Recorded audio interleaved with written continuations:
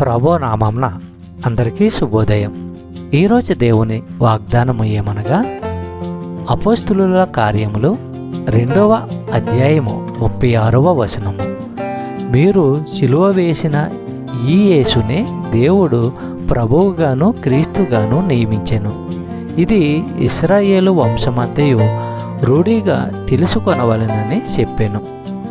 సహోదరి సహోదరులారా, పేతురు ఎత్తి చెప్పిన పాత ఒడంబడిక వచనాలు యేసు ఇశ్రాయేలు ప్రజల అభిషిక్తుడని, ప్రభువని తెలియజేస్తున్నాయి.